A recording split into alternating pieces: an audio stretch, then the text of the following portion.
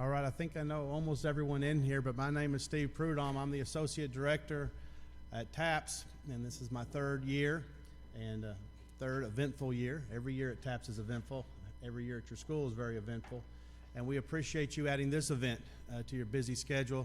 The 2019 convention so far has been a great success. We feel like we're moving in the right direction with this program, and we're very proud of the efforts that we've had from everybody.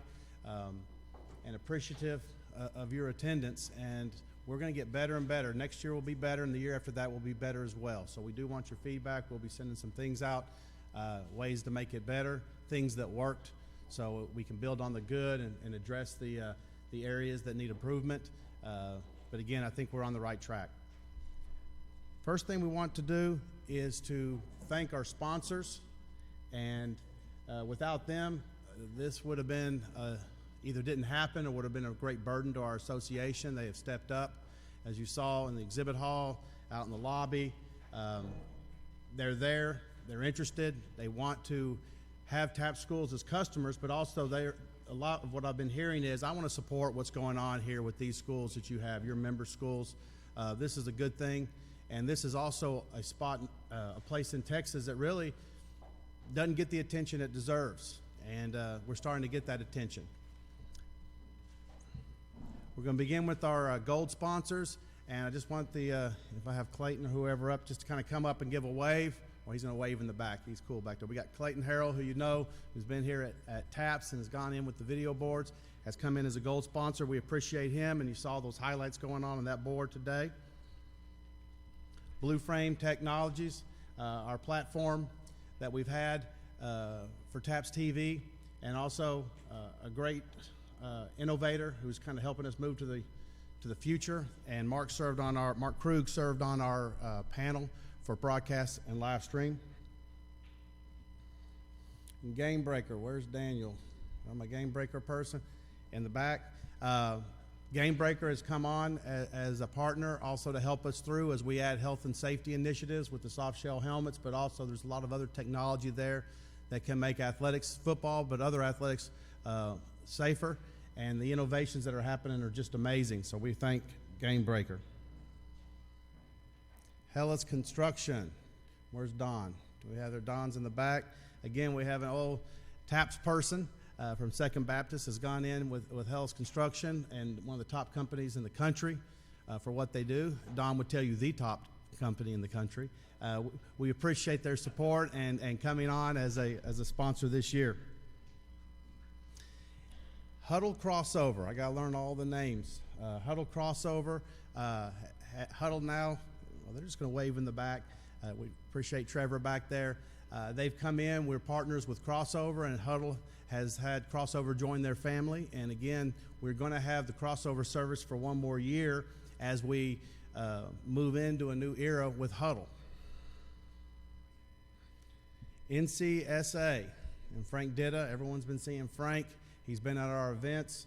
He's here, he's there in the back. You've seen him. He's been in this room for all state meetings. And again, they've been a great partner for us from the inception. See, he's a little fancier than the rest of the gold people.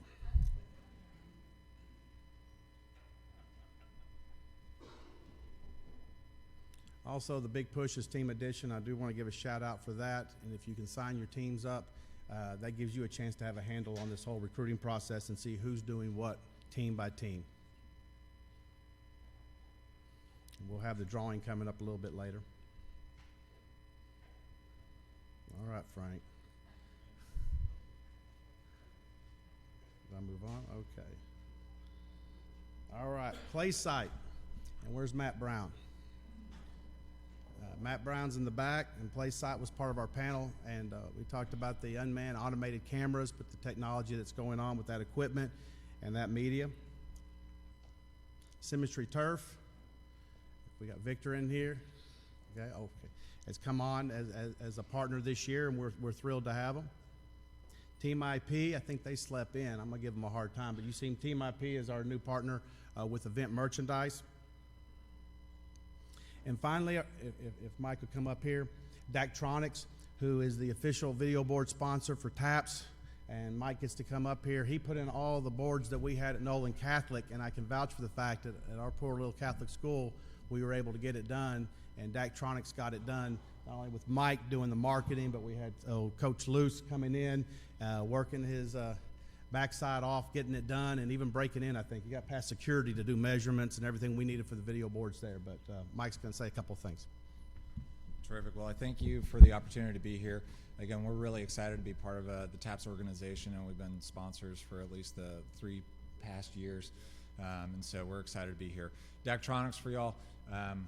We're the world's largest manufacturer and installer of scoreboards, video boards, stuff across the street at McLean Stadium, stuff with the new Texas Rangers, even stuff at Globe Life Park. We've installed over 200 video boards in Texas high schools alone, and so we've obviously got that experience. And again, working with Nolan Catholic High School, I'm working with Prestonwood Christian Academy right now.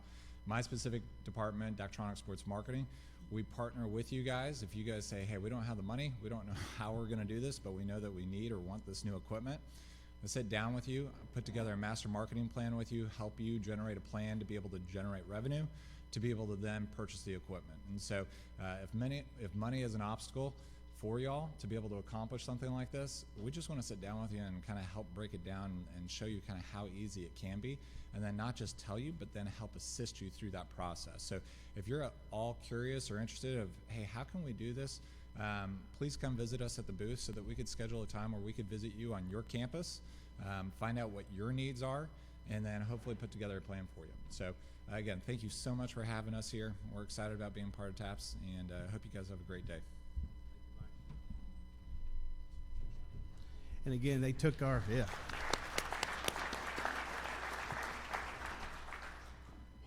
And of course, these are their video boards right here, and you can see it on display in the lobby. And we had a video board scoreboard in our arena before Daktronics, and it ended up being just a scoreboard because we just gave up on the video board portion. And when Daktronics came in, all of a sudden it became a real thing along with all the other installs that we did. Okay, moving forward, we got quality hardwood floors. Where's Chad Montgomery? It's Chad. There he is. Okay, these are our platinum sponsors. They're going to talk to you for a minute or so or two, and then we're going to move forward. Again, thank you and good morning. We are very excited to be here as well and partnering with TAPPS. Met Steve about a year ago at a show, and he expressed interest in our company, and we were more than happy to oblige and lend our support to TAPPS. So thank you, and we are here to assist you in any way we can. Okay. Enter. Okay, I've got just a short presentation on athletic hardwood floor maintenance, why it's important to you. One of the things I tell a lot of our clients is the wood floor in your building, aside from the structure of the building, is probably your biggest asset of anything else you own in that building. Desks, chairs, computers, everything else. So maintenance is the main thing. We get calls all the time. Our floor's slick, it's unplayable, we got this issue, that issue. 9 times out of 10, it's a maintenance related item. Same thing on the flip side, 9 times out of 10, it can be fixed very easily with just a few minutes a day, a few minutes every week. So I'll go through a couple of things here. I don't want to get too deep into the weeds, but if there's anything you have questions on, we're in booth 3. We'll be here all afternoon. Come by and see us and we can help you out. So athletic hardwood floor maintenance. What constitutes maintenance? You have, I don't have it on there, but daily, monthly, annual, and long-term things you need to be looking at. Monthly maintenance, I don't know what happened to my daily stuff. Okay. We'll jump around a little bit. Monthly maintenance, floor cleaner. You want to make sure that your floor cleaner does not contain any kind of paraffins or citrus oils. There are issues with those compounds that when we come back in to refinish your floor on an annual basis, our finish may not bond. So you want to make sure you're not using that.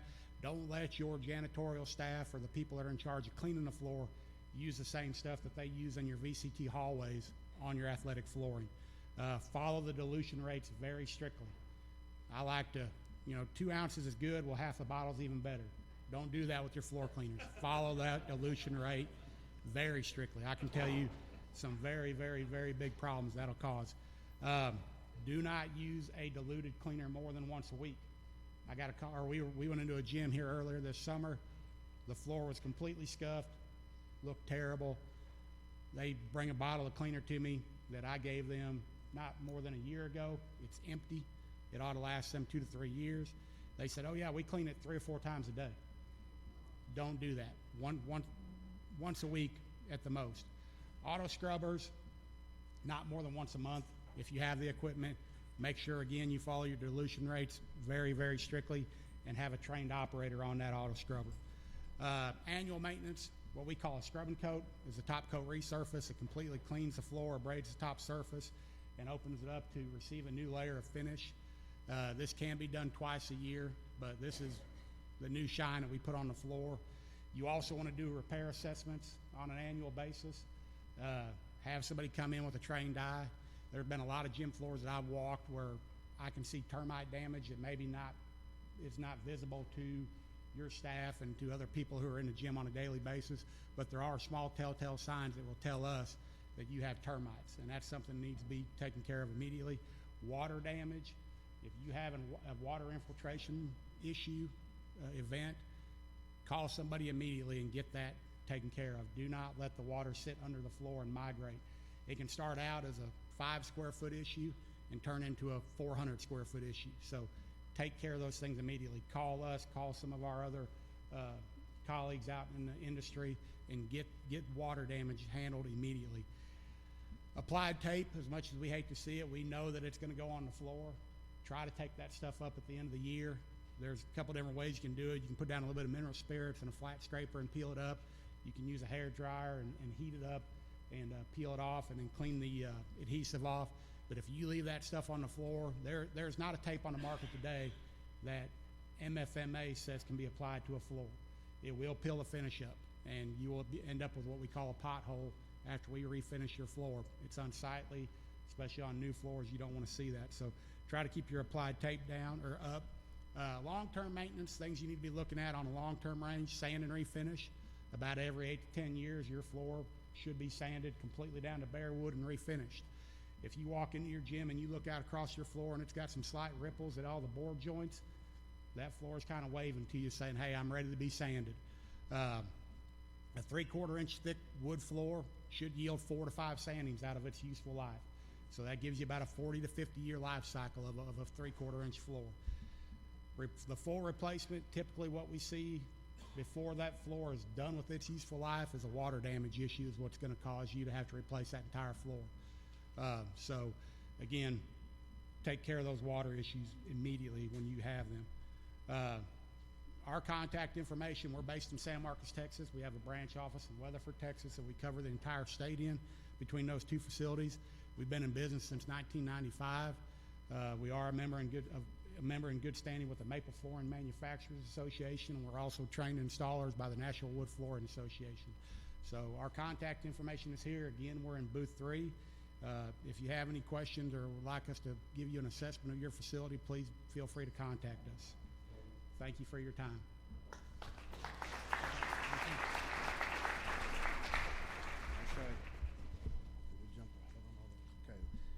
We also have BSN Sports. Come to the front.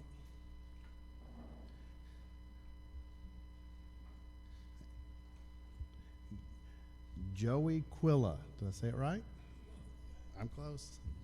I'm used to Prudhomme being called Prudhomme, so I can take whatever they can.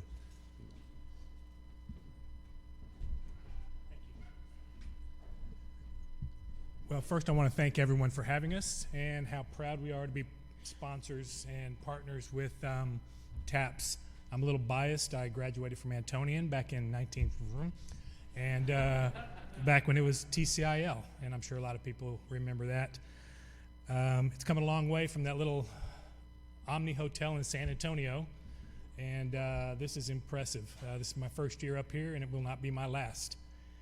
And that's not us up there. That's yeah. I want to apologize to Rhonda back there for elevating her heart rate and her blood pressure, trying to get a video on for us. Thank you so much for trying. It did not happen, but in the video, it basically said what your job is. Your job is to mentor kids. You don't have a whole lot of time in your day to do that.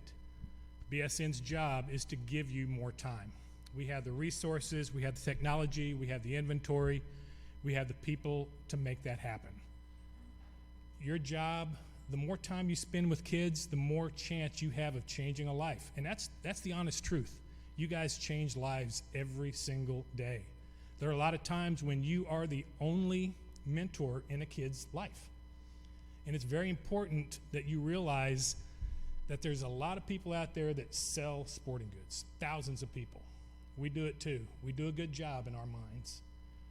But we want to become your consultant. We want to fix problems before they happen. We want to make sure you've got the kicking tee before the first game. You've got your scorebooks before your first game. You've got your game balls before your first game.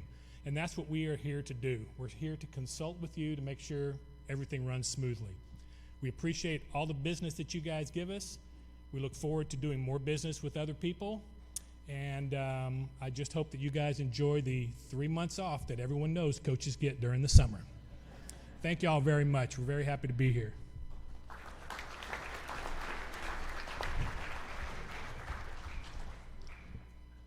Okay, we have Brock Galvin from E-Team Sponsor. And this is real important. He's about getting money for you, so let's listen to it. Well, good morning, everyone. All the way out from California, our company originated out of a private school. You might have heard of it, De La Salle High School in Concord, California. So for us, this is a very special partnership to be able to work with schools like y'all's. There's a lot of great sponsors here. You've already heard from a handful of them. The beauty about what we do is we're giving you money so that you can buy their products and so that you can provide your kids opportunities for success. Going to give you a brief breakdown on how our system works. What we've done is taken the traditional letter writing campaign and we've automated that process. So all you have to do is allow our rep to come to your school for 30 minutes. Your student athletes take out their phones, they text out a campaign page to their friends and family, they post it on social media, and then they enter in 20 emails. We take a video of your program, it goes out to folks, friends and family can share it, and we average $350 an athlete, and over 80% of the money comes from outside your local community.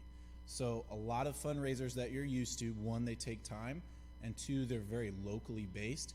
This is a 30-minute fundraiser that is going to reach out to people beyond your community.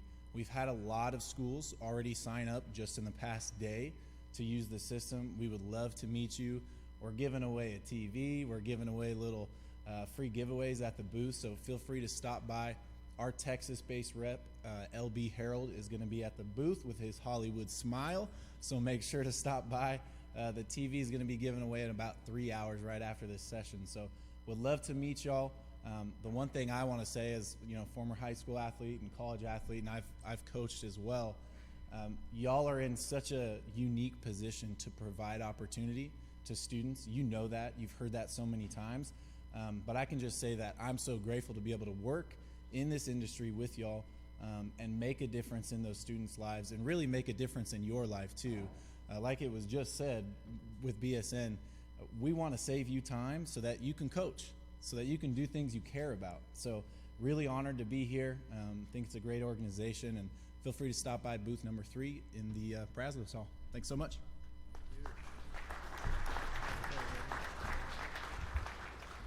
And now, Naw Flooring and the Ponder Company. Reggie Hill's going to come on up, and while he's bustling up these stairs, the Ponder Company is one that we used at Nolan Catholic for our floors, and they did a great job. Thank you, sir. We appreciate the opportunity. This is our first year here, and very impressed. Very, very impressed. Great group of folks. We really have enjoyed our time here. We are one of the largest indoor sports flooring installers in the country, and Ponder is equally as large. They have the northern part of the state of Texas, and we have the southern part, and we do a tremendous amount of flooring every year. But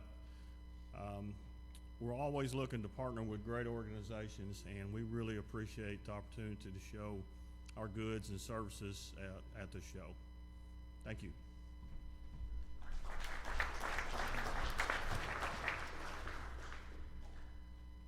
And finally, our title sponsor. I don't see anybody here for Rank 1, or oh, we do have. Oh, here we are.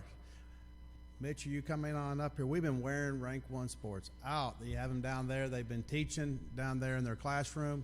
They've been in the big title. It's, what's a humble little booth they have in the middle of the exhibit hall that you saw.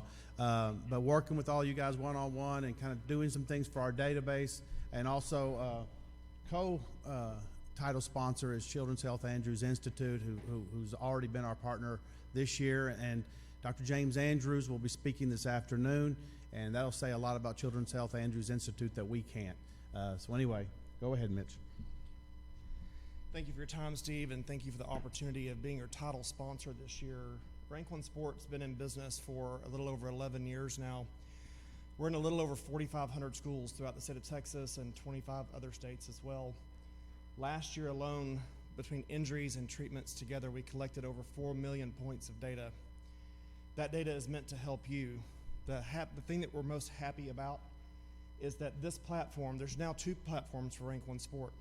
There's one that all the other schools in Texas get, and we've built one especially for you and your rules of engagement here with the TAPPS Association this last year. So we're very proud to be here, and we're very proud for you to use this platform to take you all to the next level over the next few years. We know there's a lot of information in it. We know there's a lot of time it's going to take for you to get used to it. A lot of history behind the name of Rank 1 is that we rank 1 in customer service. That's what we do best. We will be here to help you in any way we can. Last year, Children's Health Andrews Institute and Rank 1 Sport announced a new partnership called Rank 1 Health. That is our effort in the engagement throughout the state of Texas to reduce the time it takes for a child or a student or an athlete to get care after they're injured.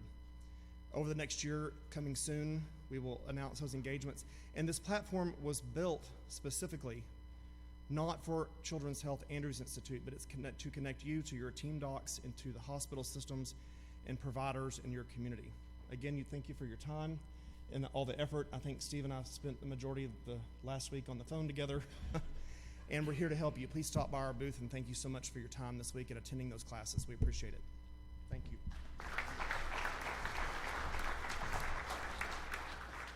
Yeah, the project that we're in, this is going to be historic, groundbreaking, all those big words. But what we're putting together will not only help TAPPS, but help people across the country in this field. Well, anyway, we're going to go ahead, and I'll need my dynamic duo to come back up here. They got me through track. They got me through yesterday. And hopefully we can get a prayer. Bob Gerhardt and Reverend Jerome Milton will do our prayer, and then we'll get started.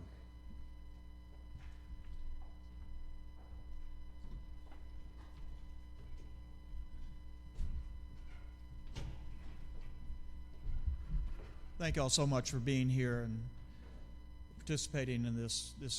I was just so impressed with what Steve has done, and I've been to back when we were in the Omni and recent ones, and this is the best one I've ever been to. So thank you all for being here. Please pray with me. Father, we just come before you, thanking you for who you are and what you do. Father, just want to thank you for the schools that are represented here, Father, the ministry they have in their communities and the lives that they're changing, Father. And I pray your blessings on each school and on the administrators and the athletic directors that are here, Father, and just be with them, Father. The devil's out there trying to devour, and we need your protection on our schools, Father. We just thank you so much that you are doing that. We thank you for the lives that are being changed. Father, I also pray your blessings on TAPPS, the organization that we have here, Father, and what they do for us and the opportunities that they give us.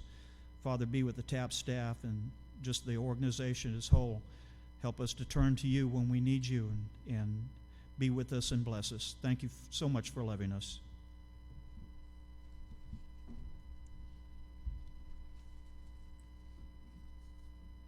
Father God, we thank you for this awesome opportunity Lord, we ask you to look over all of our students. Lord, look over the coaches. Help them, Heavenly Father, to realize, to nurture and nourish and guide all of our students to be winners in life.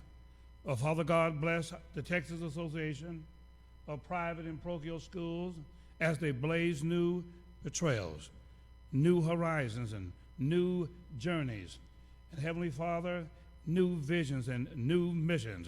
We pray for them. And Heavenly Father, when we shall leave this place, give us traveling grace. Lord, give us amazing grace. And the convention said, amen.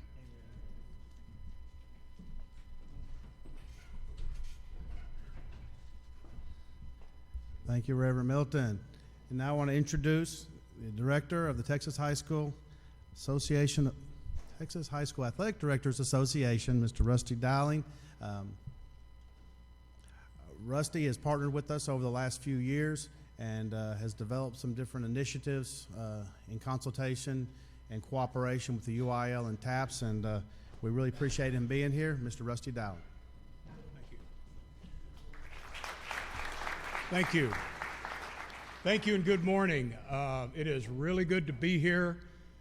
Steve said, my name is Rusty Dowling. I'm the Executive Director of the Texas High School Athletic Directors Association, and we are the professional organization for all athletic administrators in the state. But the first thing I want to do is, I've been coming to the TAPPS convention for a few years now, off and on, and having the opportunity to come and speak. And from my first one that I came to this one, what an incredible difference it is. I want to commend the TAPPS staff, the TAPPS office, on what you have done. We have our state conference, as many of you know, because many of you attend our conference in this very same building in the convention center here. And it's really nice to go around and see a lot of the same exhibitors and see everybody working together and seeing what TAPPS has done with this convention. I want to commend TAPPS for what you have done and for you all for being here as well. I think it's tremendous, and it speaks well to the leadership of TAPPS as to what they have done. As I said, we are the professional organization for all athletic administrators in the state of Texas. That is private and public. And right now, and I see a lot of familiar faces out there that are members of our association and that annually attend our conference. Right now we have 84 TAPPS athletic administrators that are members of our conference, are members of our association rather. The one thing I want you to do is to encourage those that are members to continue to be members, and those that are not, please go ahead and join our association, as we are specific to the issues and concerns and needs of athletic administrators throughout the state of Texas. The one thing that I will touch on, and I know you've been here for a while this morning, the one thing I will touch on, if you are on your laptops right now or on your computers, if you go to thsada.com and you go to the far, to the menu at the top and you see professional development, you will be able to look at our tax certification program, which is specific, again, to public and private school athletic administrators. That is a certification program that was developed in conjunction with members of the staff, TAPPS staff and TAPPS athletic administrators to further the education of athletic administrators throughout the state. It is a very good program. We've got a lot of people involved in it, again, both public and private. And we encourage you to attend our conference, which again is right here in the same building, April 5th through April 8th next year. It's going to be a little bit of a week later, but we would love to see you there. We'd love to have new members from TAPPS join us, and appreciate being here. Always appreciate being at the TAPPS convention, and thank you, and have a good day. Thank you.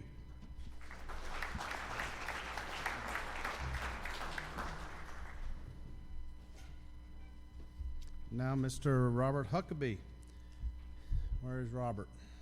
There he is. He kind of blends in sometimes.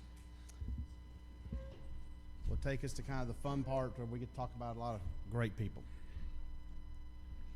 Good morning. Thanks to everyone for being here. We're going to have some award presentations shortly, but before we do that, I want to recognize our TAPPS leadership. Our Athletic Executive Committee is an elected body There's one representative from each of our 6 classifications and then 3 at-large positions, and you can see those are listed there on the screen for you. As I call you out, a lot of them are sitting in the back or down here. Stand up, raise your hand. Our 1A representative from Irving Stonegate is Matt Maples. Our 2A representative from Galveston O'Connell is Derek Martin. Derek's back here. 3A from Amarillo San Jacinto is Matt Tarbutton. 4A from League City Bay Area is Kyle Kennedy. Kyle is back here somewhere. 5A from Houston Lutheran South is Susan Paling.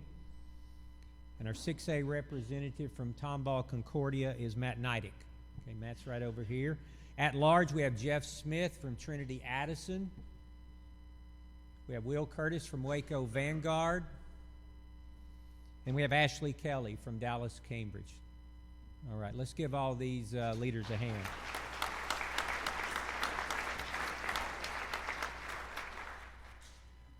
Our TAPPS Executive Board, many of them are seated here on the front. I want to recognize them. Place 1 is Mike Netzel from Houston St. Thomas. Place 2, you see that's blank, but Brenda Russell's name is down at the bottom because Brenda is stepping off the board after this month. She is from Temple Central, Texas. Place 3 is John LeBrosser from Munster Sacred Heart. Place 4 is James Johnson from Living Rock in Spring Branch. Place 5, Roger Bemis. He's the vice president of our board from Beaumont Kelly. Place 6, Bob Gerhart from New Braunfels Christian. Bob? Oh, he slipped to the back. There he is. Place 7 is Becky Blouser from Round Rock Christian. She's the president of our board. Place 8 is George Teague from Plano John Paul II. And then place 9 is Beck Bryden from the Regents School in Austin. Let's give them a hand.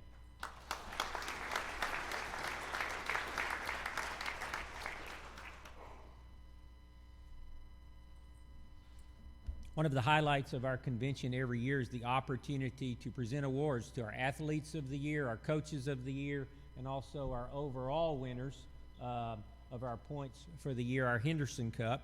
And this year we're going to begin by honoring. I'll have some of our board members come forward, if they will, to make these presentations. We're going to have the athletes of the year first, female athletes of the year. If a representative from their school is here, would you please come forward and accept that award?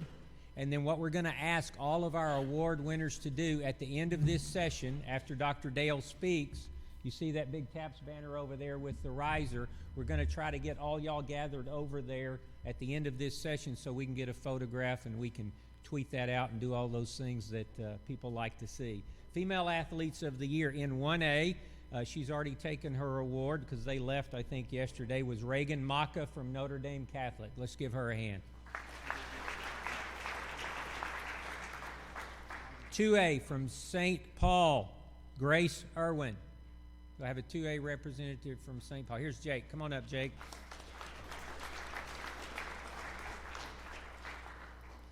In 3A, we have Madison Brown from Round Rock Christian.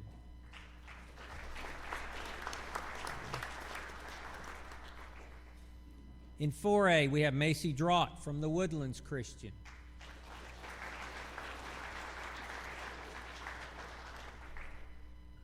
In 5A, we have Kinga Parrish from St. Michael's.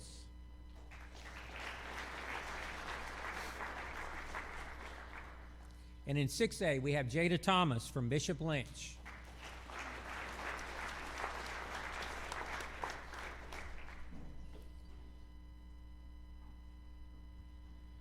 Our male athletes of the year, in 1A, from Baytown Christian, Jacob Wheatfall. In 2A, from St. Paul, Cole Brown.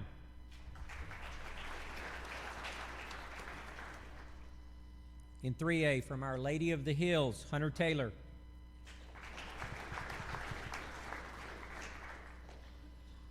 In 4A, from Lubbock Christian, Cash Howard. In 5A, from San Antonio Christian, Brandon Richard. And in 6A, from Antonian College Prep, Kite McDonald.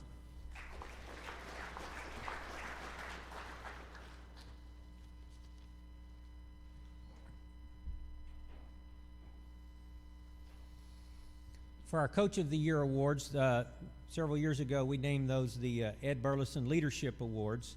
Mr. Ed Burleson served as the Executive Director of TAPPS for over 20 years. His tenure saw TAPPS grow from 100 schools to over 230.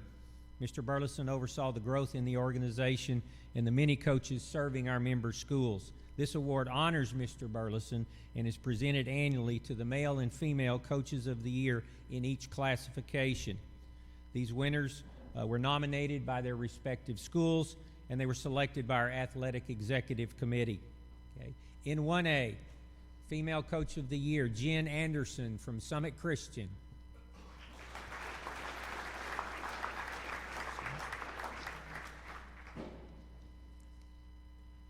We had no nominations in 2A this year, so all of you 2As out there, we know you have wonderful coaches there.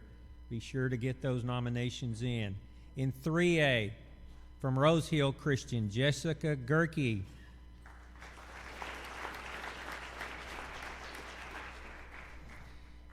In 4A, from Grace Prep, Prentice Lewis.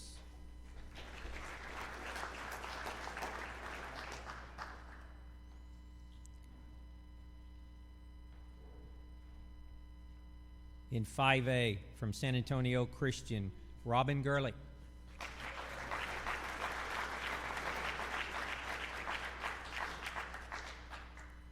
And in 6A, from Ursuline Academy, Amy Rumatinkin.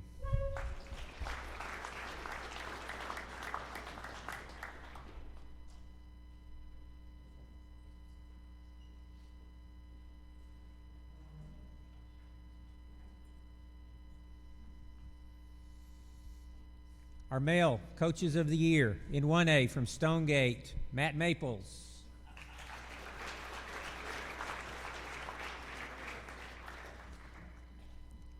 In 2A, from Bracken Christian, Hosea Stredick.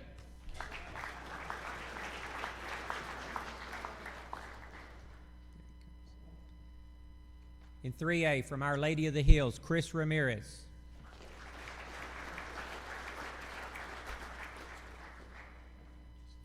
In 4A, from Lone Star North High School, Roy Burns.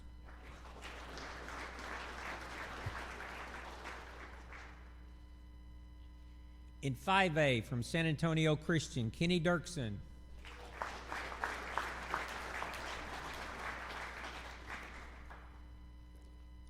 And in 6A, from Bishop Lynch, Mr. Andy Zillman.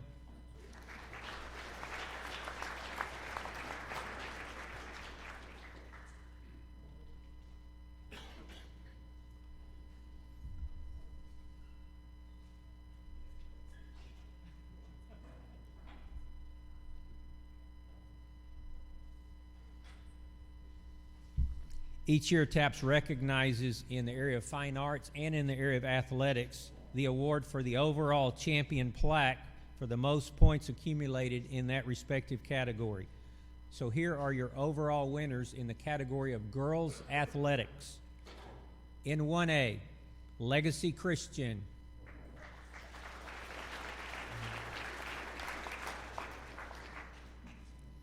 In 2A, Shiner St. Paul Catholic.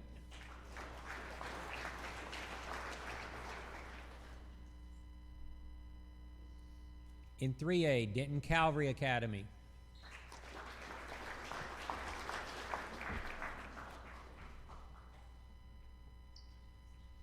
In 4A, the Woodlands Christian.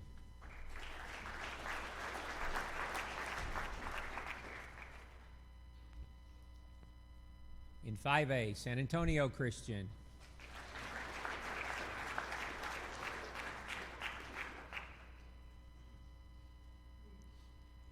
And in 6A, Houston St. Agnes Academy.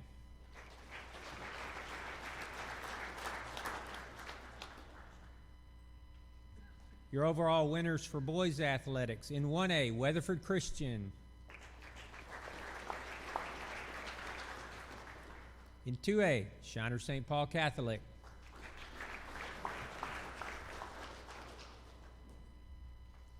In 3A, Dallas the Covenant School.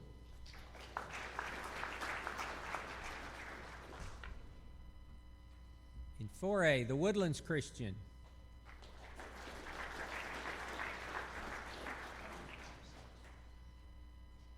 5A, San Antonio Christian.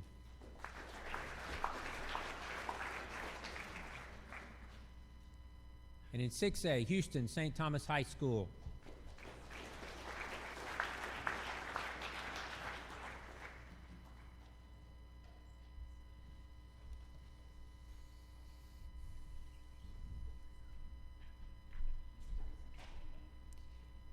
Each year, TAPPS awards an overall state championship trophy, which has come to be known as the Henderson Championship Cup. That is awarded to the school in each classification that accumulates the most points earned throughout the school year in all competitions, athletics and fine arts. The Henderson Cup honors Mr. Johnny Henderson, the first executive director of TAPPS, and his wife Evelyn, who initially developed the program that TAPPS offers today. Their vision to provide quality opportunities for our students attending our member schools continues to guide the principles of our organization today. So at this time, we'll make the presentation for each classification of the Henderson Cup. And in 1A, your champion is Lubbock Kingdom Prep Academy.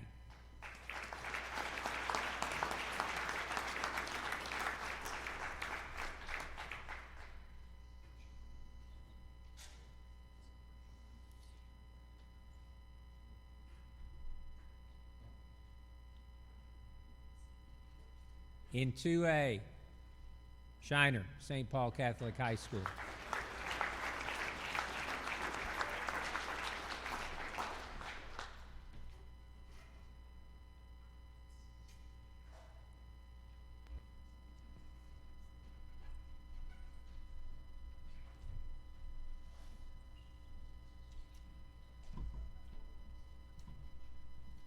I think this is their third year in a row, right, Jake? Yeah. In 3A, also the third year in a row, Dallas the Covenant School.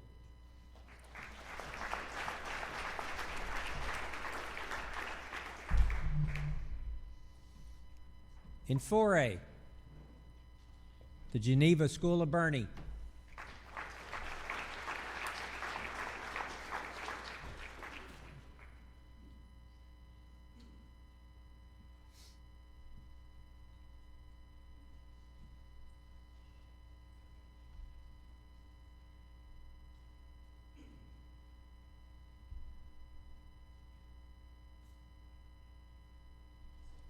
In 5A, San Antonio Christian School.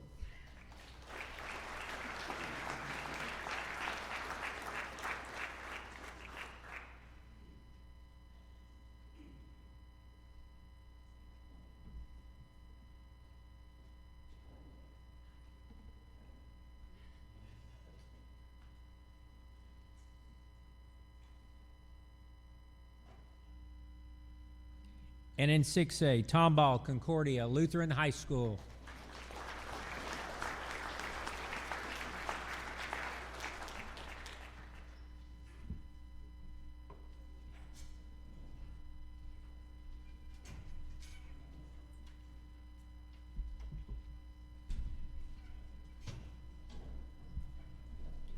This time we're going to have Mr. Bob Gerhardt from the TAPPS Executive Board make a special presentation at this time.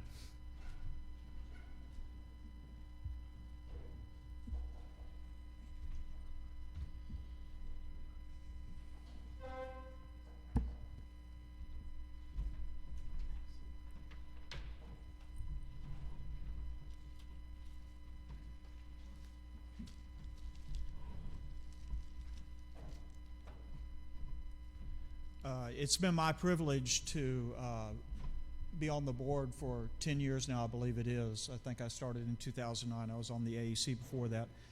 And we've had people come on and off the board. And as we told you earlier, Brenda Russell is stepping down. The TAPPS board commitment is a lot of time. It's a lot of time commitment. And it has been my privilege to work with Brenda very closely, not only on the TAPPS board, but also we've worked a lot of events together. And really, really fine lady.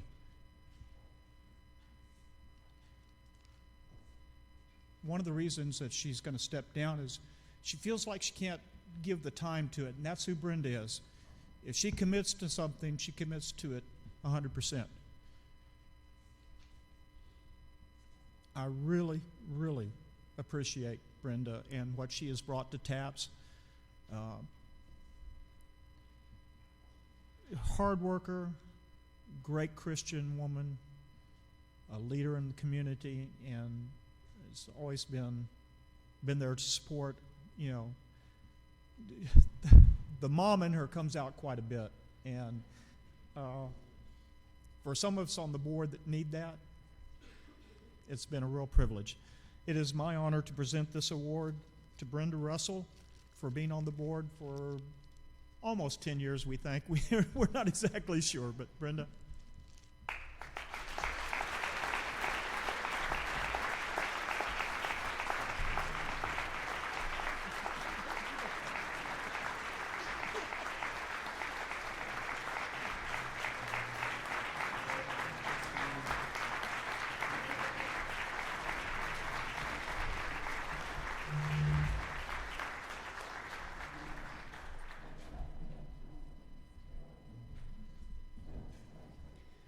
All right, y'all are in for a treat.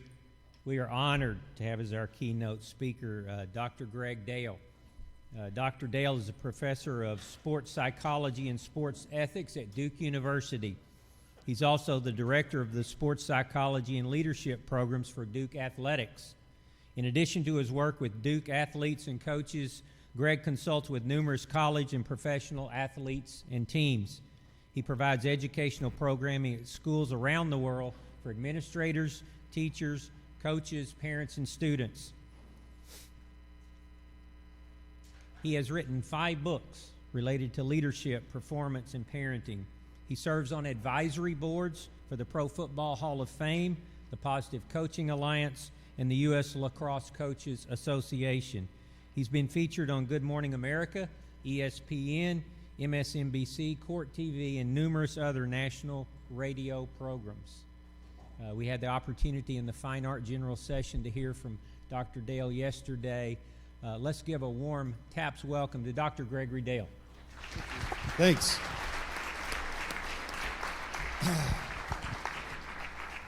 Well, good morning, everybody. I am from Troy, Texas. I don't know if you ever know where that place is, but those of you that drive south on I-35 from here, about 20 miles south of here, that's where I grew up. Spent most of my childhood there in Troy. So it's an honor and a privilege to be able to come back here and spend some time with you guys. I'm a former middle school and high school teacher.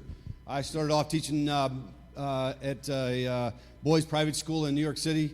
That's where I got my first experience teaching, and then I went back and taught in San Antonio for a couple years before I went on to do my work there. I work at Duke now. I work with all of our athletes and our coaches and trying to help them on their mental approach to their sport and life.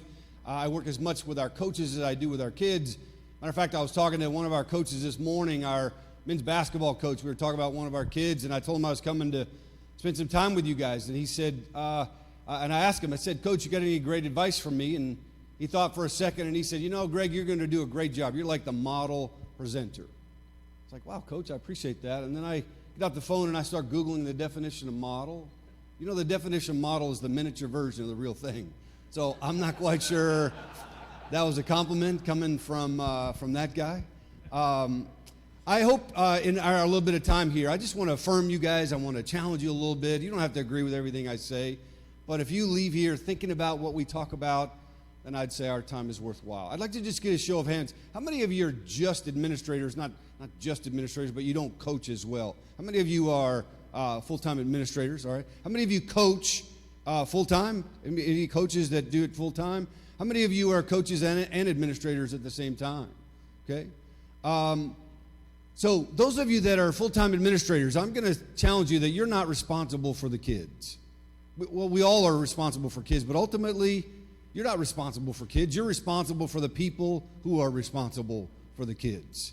Those of you full-time administrators, a big part of your job, I realize, is doing all the administrative stuff, but part of your job is coaching the coaches.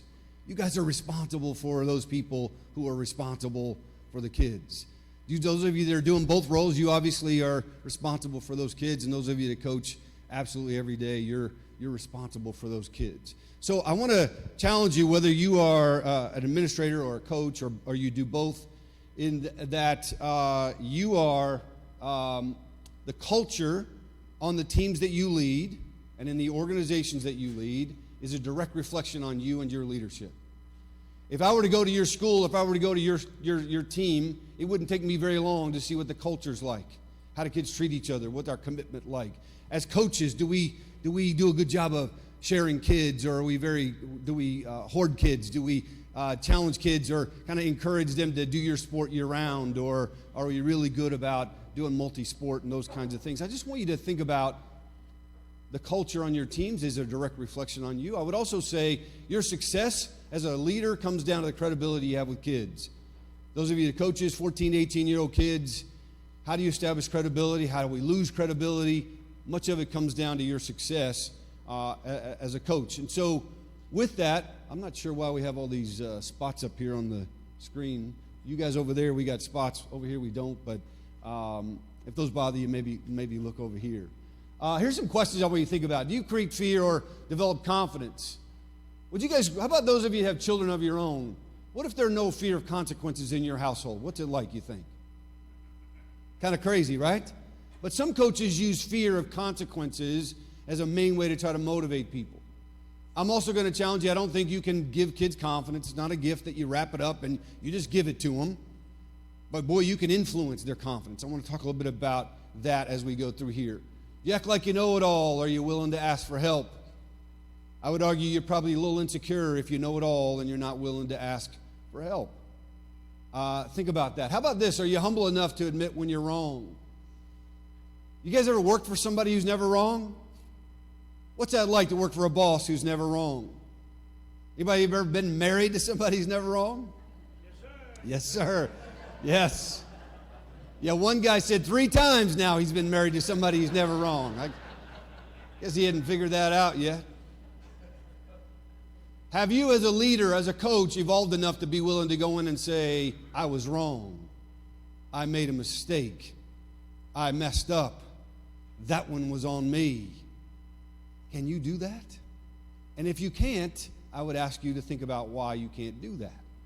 Part of it is because we feel like we need to know it all, or it's going to undermine our credibility. But I would argue your credibility is going to be enhanced if you are willing to do that.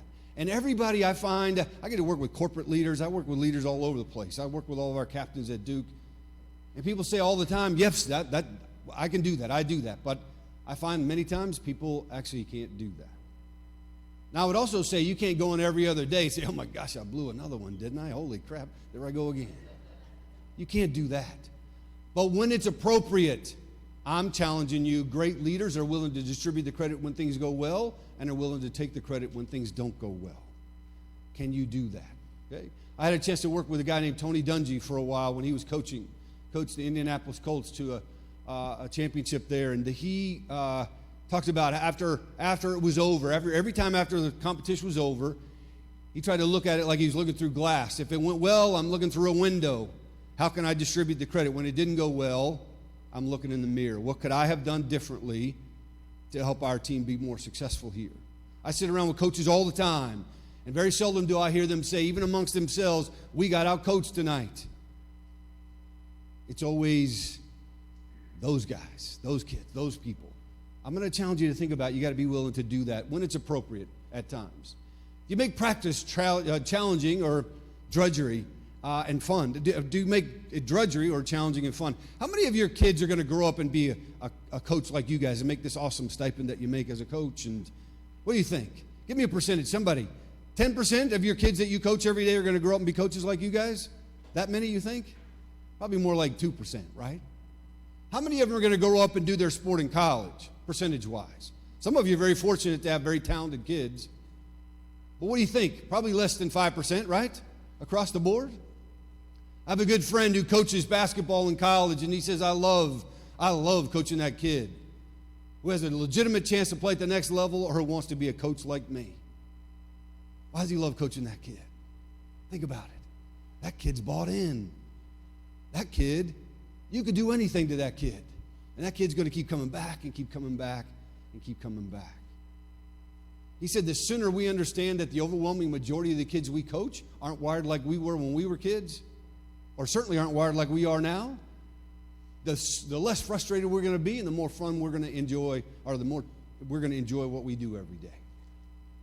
You got some kids that don't even think about your sport until the last bell rings and now it's time to go to practice. You guys wake up thinking about it. You teach history thinking about it. You have lunch thinking about it. It's your life. It's a big part of your life. For a lot of these kids, it's not. So I always use the analogy, I have to, I get to, I want to.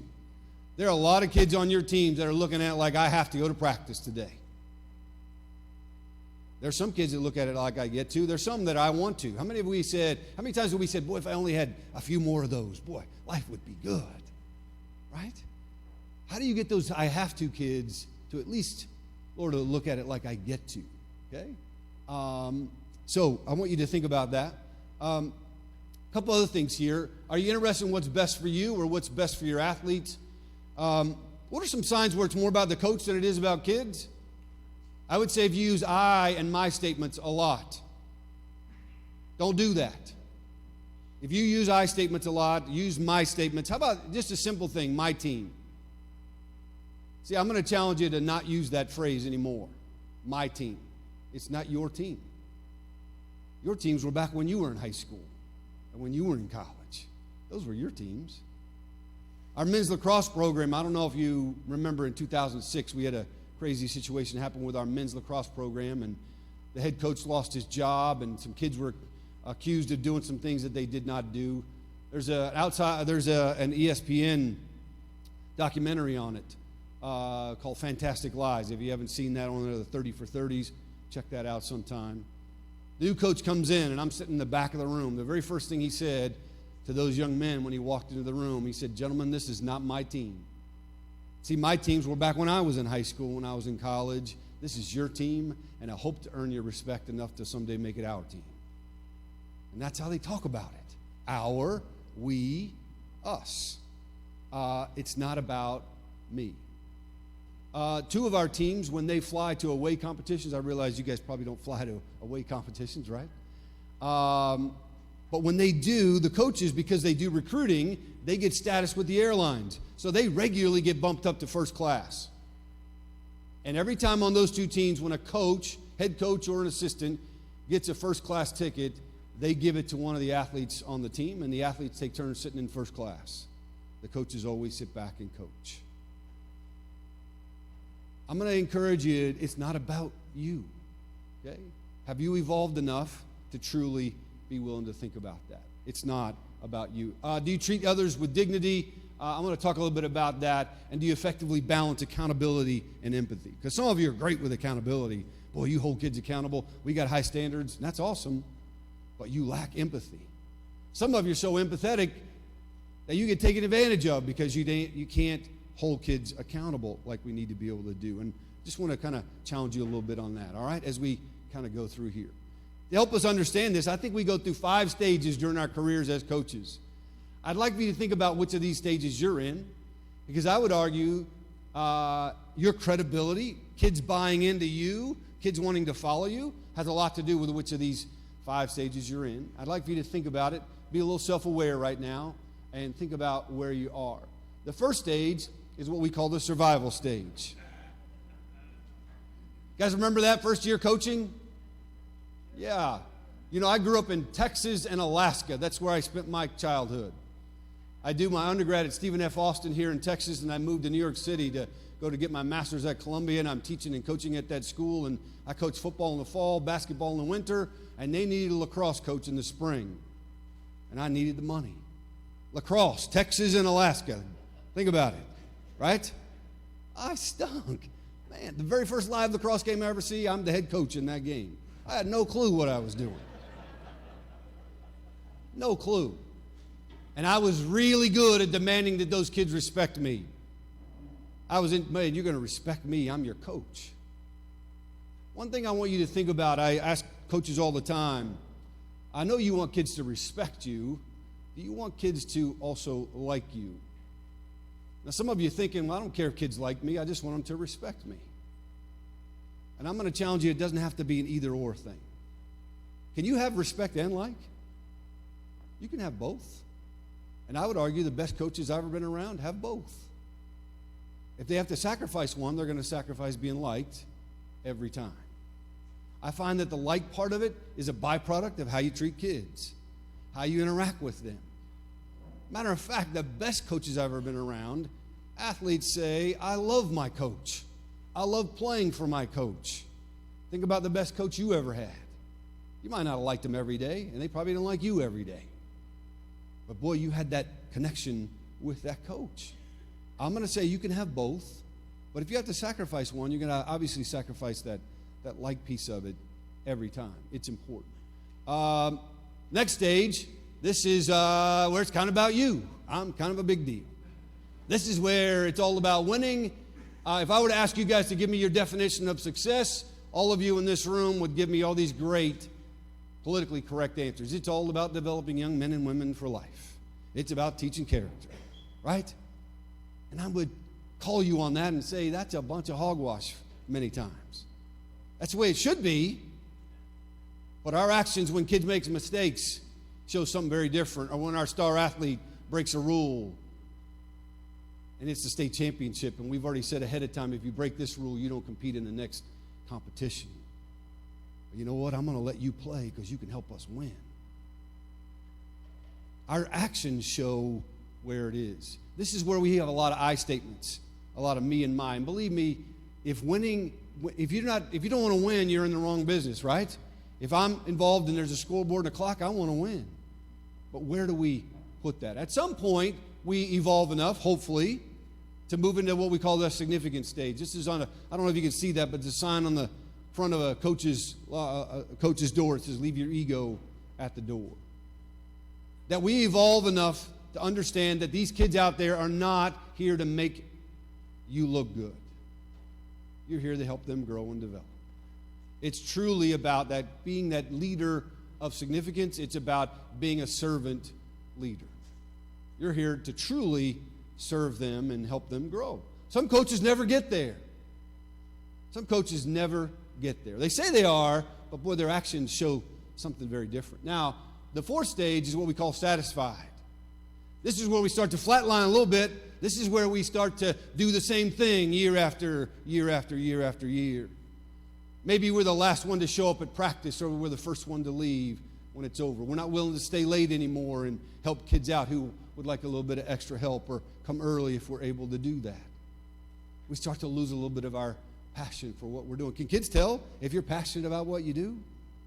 Yes. And I would argue it doesn't take you 20 years to get here. Sometimes people get here within 2 or 3 years. Parents are whacked, right? Would you guys agree with that? Parents are whacked. So parents wear you down a little bit.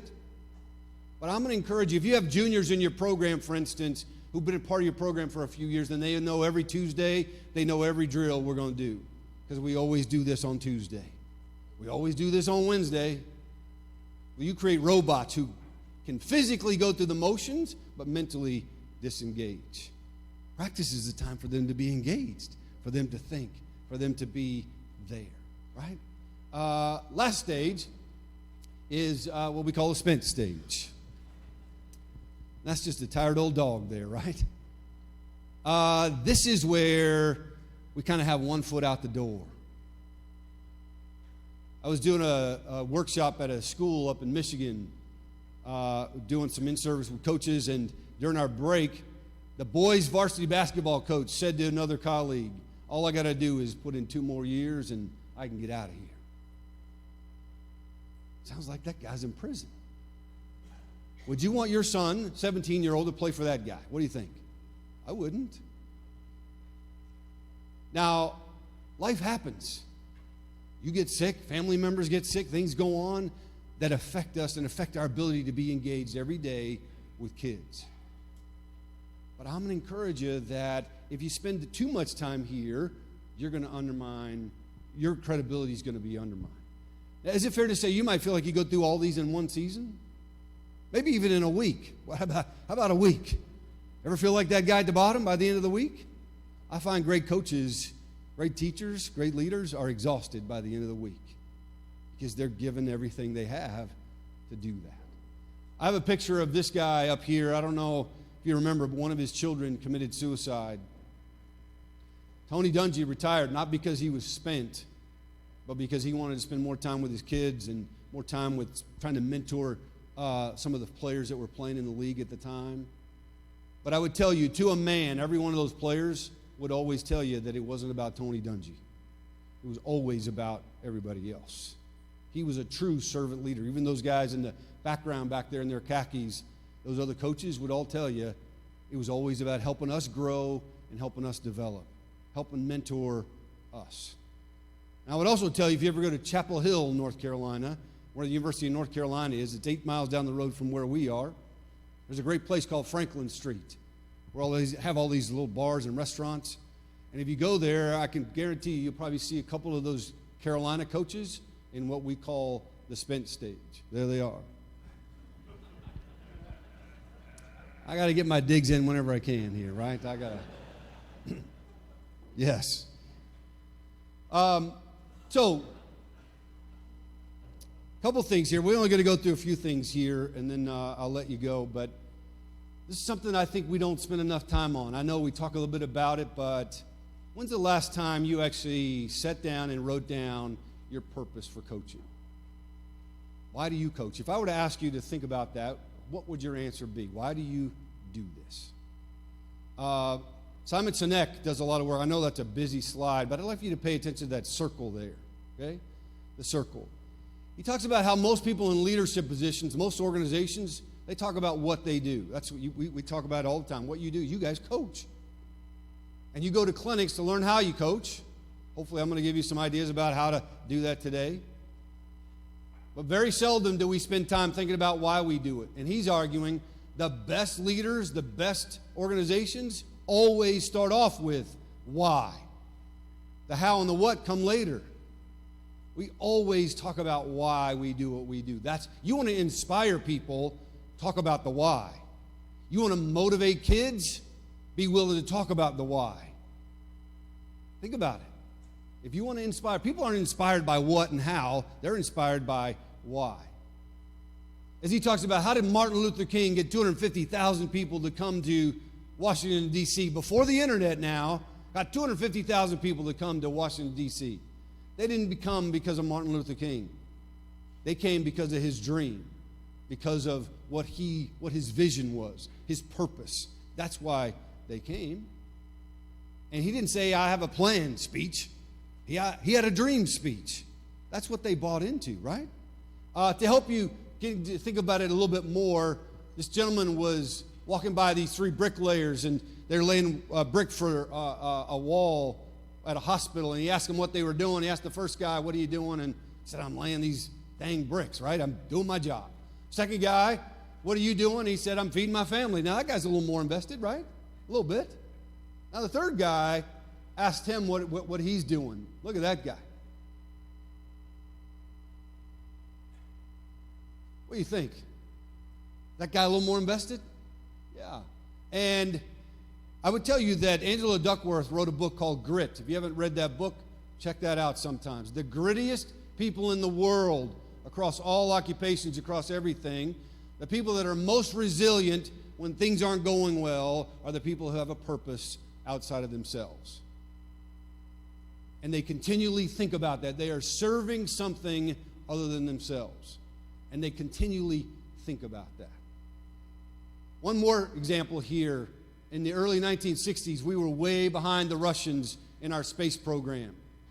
And John F. Kennedy came in and they developed NASA. And he said, look, we have a purpose. Our purpose is to put a man on the moon by the end of this decade. That's our purpose. He talked about how he went and visited NASA a little while later, and he was talking to the janitor who was over in the corner of the room mopping the floors. And they began to have a conversation, and he asked the gentleman, what are you doing? And he said, sir, I'm part of a team who's working really hard to put a man on the moon by the end of this decade. That guy was bought in. That guy, they sold every day. Our purpose every day when we come to work is to do this. How about your groundskeepers? I was at Duke the other day talking to a group of people, and one of the people came up and said, he was talking to one of our groundskeepers, and this guy, he didn't say, I'm mowing the grass. He talked about how he was trying to have an impact on the people that came and visited Duke every day. and trying to have an impression for what we're doing. How about your groundspeople? How about your assistant coaches? How about you as a coach? How about you as an AD? I'm going to encourage you that we need to be thinking about and talking a lot about why we do what we do. I'm going to show you guys a short video clip. There's a gentleman that is a comedian, and he travels around, and he's interacting with the audience, and he asked this one gentleman to sing. He's a music teacher, so he asked him to sing. And he sings this verse of a song twice. I'd like for you to pay attention to the impact that it has on the people around him the second time versus the first time. And I would tell you that this is a religious hymnal.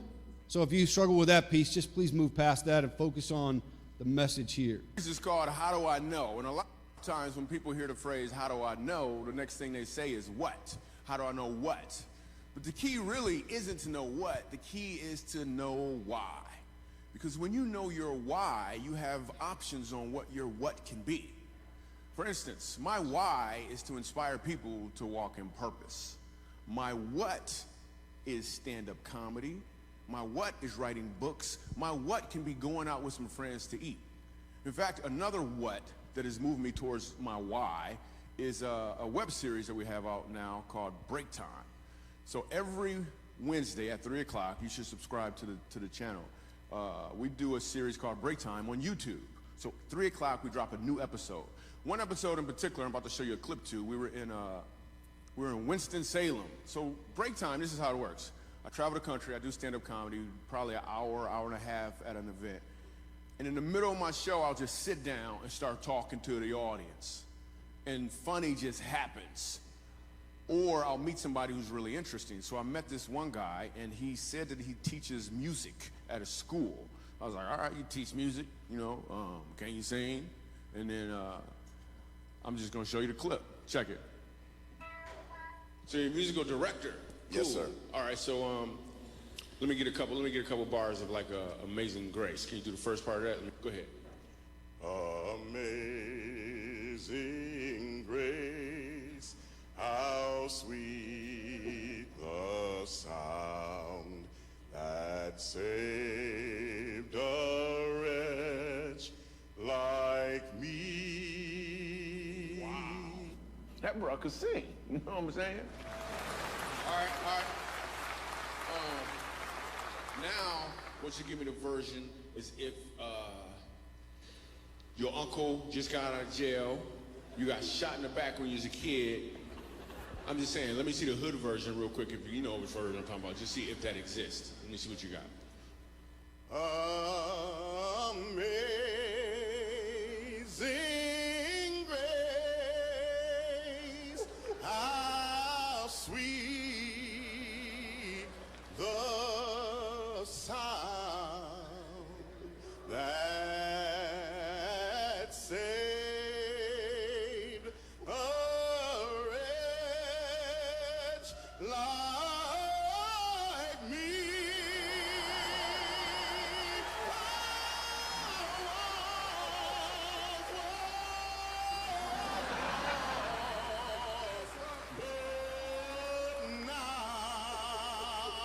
Right now I'm found, was blind, but now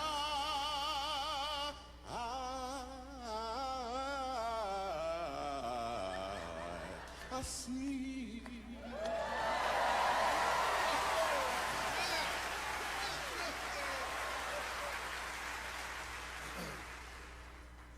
So here's the thing. The first time I asked him to sing, he knew what he was doing. The second time I asked him to sing, he knew why he was doing it. When you know your why, your what has more impact because you're walking in or towards your purpose. This is called how. All right. Does that make sense? So I would like to ask you guys, what would you say that the second time versus the first time, did he have a different impact on those people around him the second time? What's different, right?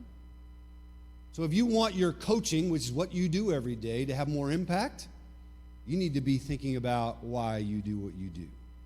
And you need to continually remind yourself, spend some time this summer Write it down. Encourage yourself to, I would encourage you to write it down and remind yourself of why you do what you do. Be willing to explain to kids why we're doing what we're doing. As administrators, I'm going to encourage you guys every single day, you guys need to be living that. You need to be preaching that of why we exist here. Why are we here to do what we do? Okay? It's important that we do that. Some other questions I want you to think about a little bit here. I'd like for you to think about, have you ever lost respect for a student athlete? You guys ever lost respect for a kid? Sure you have, right? So I want you to think about this. Is there a difference between dignity and respect? We talk about them like they're the same. They're not. Okay? I want you to think about, think about every kid. Does every kid on your team deserve to be treated with respect? I'd like for you to think about that. How about this? Does every kid on your team deserve to be treated with dignity? Again, we talk about them like they're the same. They're a little different. This is challenging for coaches. But I want you to think about this. They are not the same thing. Dignity is an attribute that you're born with. Okay?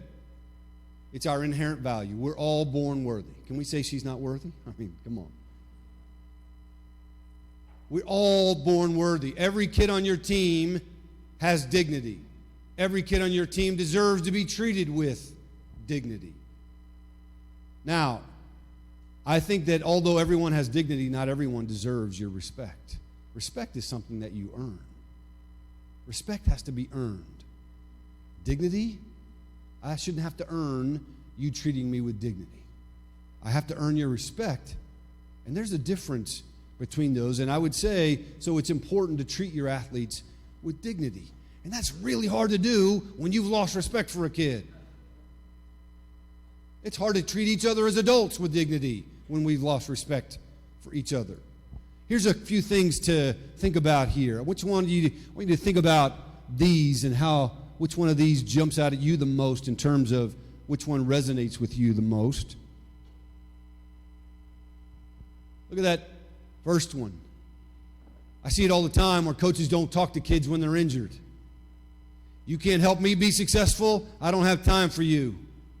Those kids on the end of the bench, we don't really have time for you. We don't spend time with you because you can't help me win. That's not treating kids with dignity. Does that make sense? Create a sense of safety and the freedom to be vulnerable. What kind of language is used in the locker room? That's a reflection on you guys, by the way. I know you're not in there all the time, but are you developing your leaders on your team to make sure that the language that's used in that locker room is a place where everybody feels like they are safe? Think about it, okay? What kind of language do we use there?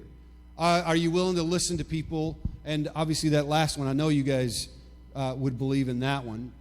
How might other coaches undermine dignity of others? I want to talk about this briefly here. How do we challenge kids, hold them accountable, be demanding, okay, but still treat them with dignity? It's an art, and some people are good at it, and some people aren't.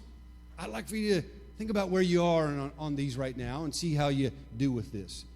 I think there's a difference in being intense as a coach and being emotional as a coach. Intense means I care, we care, this is important, we've worked really hard for this, we want to be successful here. And you should never apologize for being intense as a coach. That means it's important. But emotional is much more reactionary. It is, and I'm not saying you're never emotional with your kids after a tough loss or something like that. That's not what I'm saying. You guys ever say things you later regret? How do you respond when things aren't going well? Emotional is different, all right? Would you agree with that? Watch me, coach. I'm going to jump off sides on purpose. Here I go. Watch me, coach. I'm going to swing at a bad pitch. Third strike on purpose. I'm going to just totally screw this up for everybody. Do we ever forget about that as coaches? I'd say yes. Part of it's because you're competitive. You want to win. You get caught up in the emotion of it. I would also challenge you a little bit when you work with your kids and you practice and you practice and you practice, and then you put that product out there on the field or on the court or in the pool or wherever it is, and it doesn't look good, that product doesn't look good, they're not performing well, who's that a reflection on? You. And if it's about you, you're going to respond differently because you kids are making me look bad right now. Think about that a little bit, okay? How about this one? Allow them to compete through mistakes whenever possible. You create a culture on your team that every time a kid makes a mistake, they got one eye on the bench wondering if they're going to get jerked out of the game or not. Maybe you don't get them, maybe you don't take them out, but boy, you throw your hands in the air, you're yelling, or you're doing something. Girls basketball, she's got a breakaway layup. She shoots a layup, misses that layup, and you got somebody at the scorer's table right away to pull her out. Got to get her out of there. She screwed that up. Next time she's in that situation, she's got a breakaway layup. What do you think she's probably thinking? Pass first, right? Or don't miss. If I screw this up, I'm out. And how about those second stringers, those kids that go in? Man, those kids are hiding, just hoping not to get noticed. Just go in and don't screw anything up because we have a really quick hook for them. I'm going to encourage you. How about you? Do you create a culture where kids can go for it? The quickest way to create a fear of failure in somebody is to punish them when they fail. I'm going to say that again. The quickest way to create a fear of failure in someone is punish them when they fail. You tell me, how would you describe a kid who's afraid to fail? That kid's timid. That kid's not aggressive. That kid's not going for it. At Duke, we have what we call the 3-second rule. If you're thinking about a mistake for more than 3 seconds, you're not mentally tough. And I teach them ways to let that stuff go. But guess what? You as a coach have a big impact on whether kids can let go of mistakes or not, based on how you respond when they screw up. So how about this? Why don't you focus on how they respond to that first mistake? Do they make a second one? Do they hang their head? Do they make a dumb foul or do something? Focus on how they respond to that first mistake. You got to free kids up to play, all right? It's important. Making it personal. My grandmother can run faster than you can. You slower than molasses running uphill. Heard a coach tell a kid not long ago, son, if you were in a race with a pregnant woman, you'd come in third. That's how slow you are.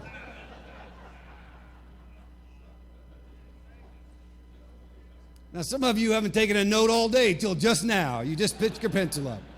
I got to remember that one. That's pretty good. Well, we got to make it personal. Well, we got to give them that little extra. And by the way, I'm guilty of all this stuff when I was coaching, because this is exactly how I was coached.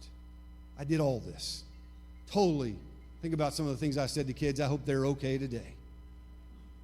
I'm going to challenge you. Hold them accountable. Be demanding. Don't let them get away with less than their best.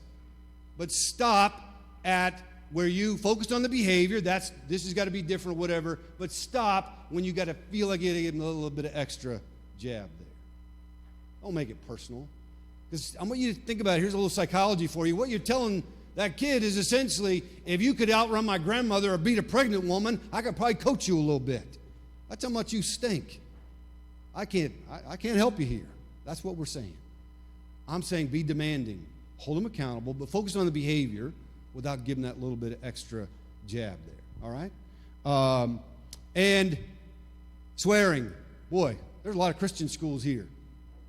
Why do we swear at kids? Again, I did it when I was coaching because that's the way I was coached, right?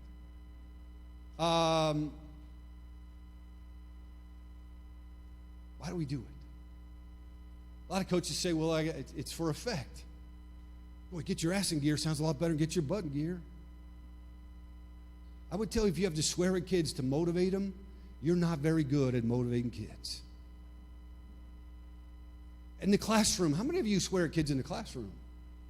I'm a professor there at Duke. What if you guys were all in my class and I started swearing at you guys? Somebody asked a question, raised a hand, and I said, you dumb man. Well, you guys were turning your research paper. That's the most worthless piece of and hand it back to you. How long would I keep my job? I swore at you guys in the classroom. Now, I was at Ben Davis High School in Indianapolis, and I asked that question, how long are you going to keep your job? You swear at kids in the classroom, and one lady piped up, said, about 7 years. I guess she's been swearing at kids for about 7 years now. Here's the deal. Teaching and coaching, man, it's a little more emotional and intense when we're coaching. I get it. There's no question.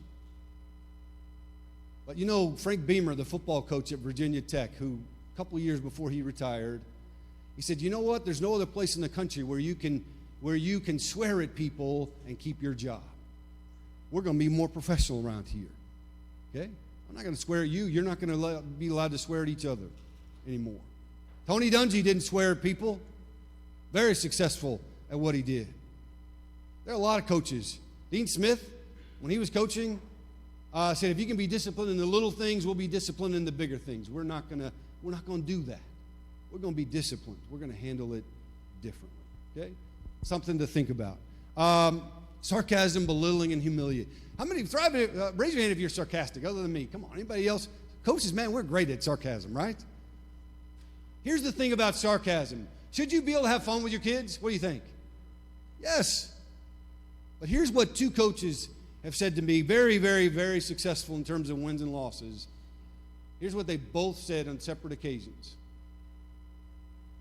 That the thing about sarcasm is that you can be sarcastic about yourself, so a little self-effacing, or sarcastic about the situation that we all have ourselves in here. But when you start individualizing your sarcasm as the leader, that's when things change. Now, some of you are sitting in your chair right now and you're thinking, well, you just got to know who can take it and who can't. Well, we think we're really smart, don't we? You don't know who can take it and who can't. You've never had a kid come to you and say, Coach, you're killing me with your sarcasm. Well, we're all having a little bit of fun at your expense right now. You don't know what's going on with that kid. You have no clue. And they'll laugh long, but you don't know what's happening with that kid right now. I'm just going to encourage you. And if you're going to dish it, kind of like you learned in kindergarten, what you got to be able to do. Do they have some fun at your expense? I'm going to tell you, have fun with them. But your sarcasm as a leader, be sarcastic about yourself or the situation we have ourselves in, but be careful when you start individualizing. How many of you thrive on being belittled or humiliated in front of other people? Please raise your hand. No. How about those of you that are coaches, your AD regularly belittles you in front of all your colleagues, calls you out and says, you're the most unorganized coach I've ever had in my life. You are an embarrassment to this organization, whatever. Regularly humiliates you. And then ask you to, hey, I need you to go the extra mile for me. I need you to do something extra for me. You're thinking, screw you, lady. I'm not going to do that. How's it any different with kids? You're going to blow me up all week and belittle and humiliate me all the time in front of all my friends, and then you're going to ask me to give you my heart. No way I'm going to do that. I'm not going to do that. They might do it because you probably all have very compliant kids, just like we have at Duke. We have really compliant kids. You guys all have great kids. I guarantee you have great kids who are very compliant. And they're good soldiers, and they do what they have to do, but some of you struggle connecting with kids' hearts. Part of it might be because of this right here. I'm going to tell you, you got to hold them accountable, and people in my world in sports psychology say you can't call people out in public. I'd say you probably never coached a day in your life. You can't stop practice all the time. Say, you guys hang out over there for a minute. I'm going to bring you over here and talk to you individually. You can't do that all the time. You got to call kids out. But I just want you to think about your intent. Is your intent that I want to humiliate you in front of all your friends right now? Because if it is, and you do that regularly, you're going to struggle with kids, okay?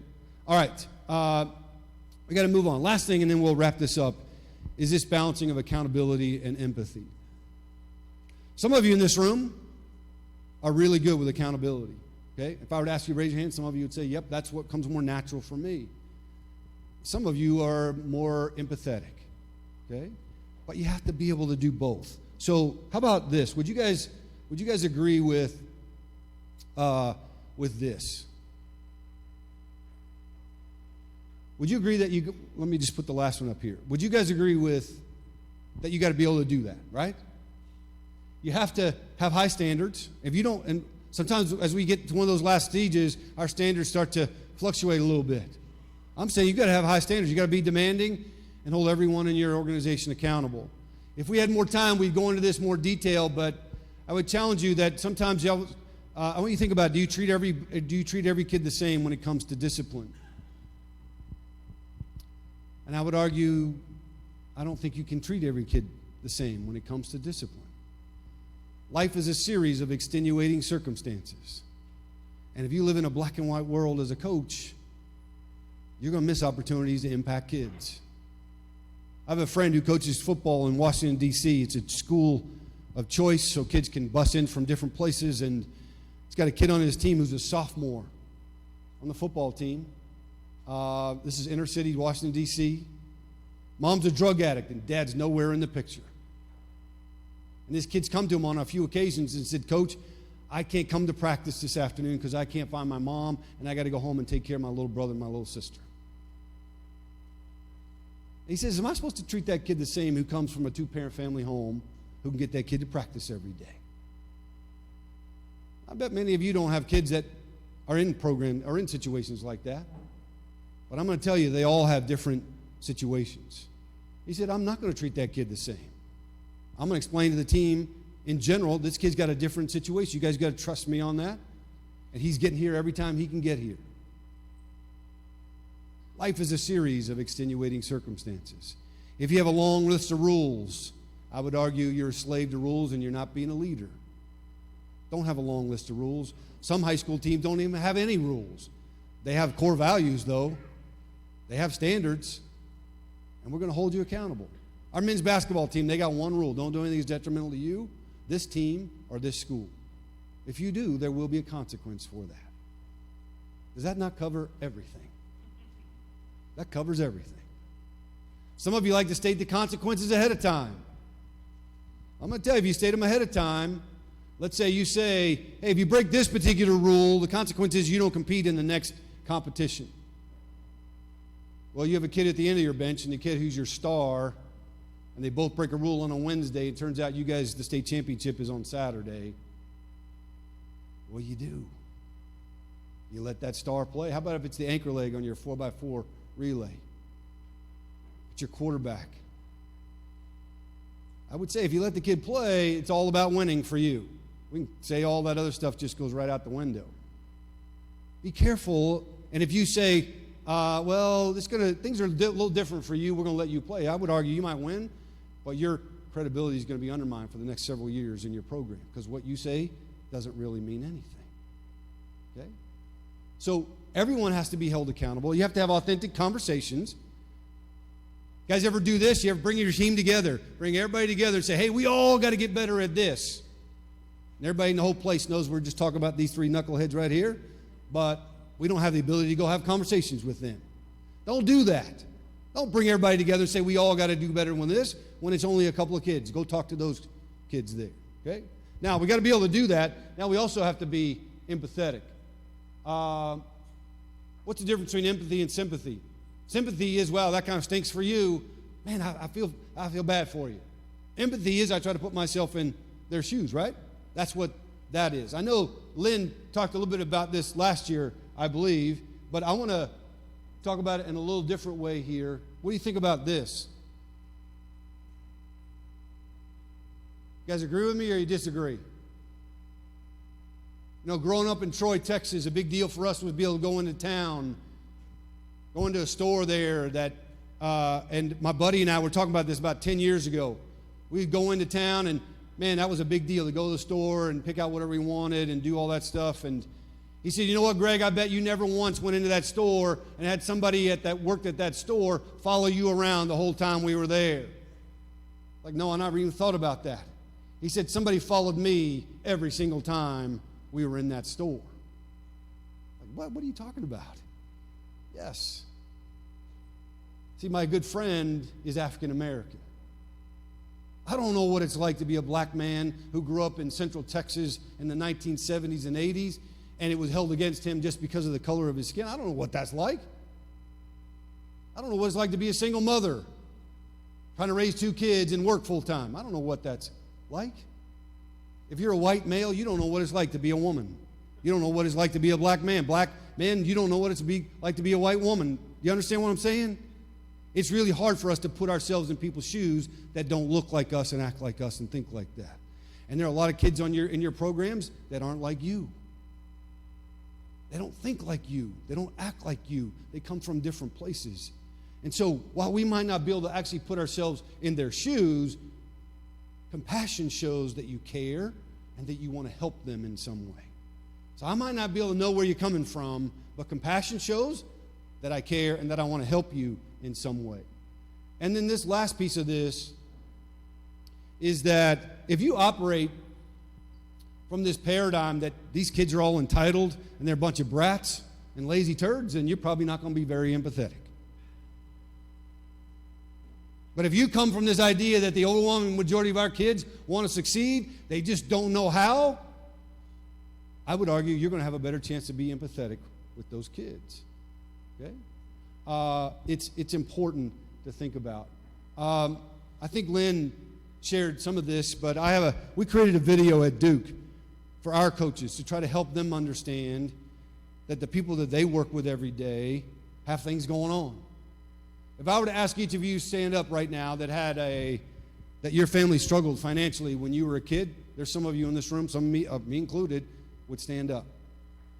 If I were to ask you right now, if you're in a relationship with a son or a daughter or a significant other, and it's not where I want it to be right now, and it's creating some stress for me in my life, some of you would stand up. If I were to ask you to stand up, if you have a sick loved one, and you're having to take care of them somehow, and it's impacting your ability to be engaged in what you're doing every day, some of you would stand up. Would you agree we all walk around every day and we all have a story?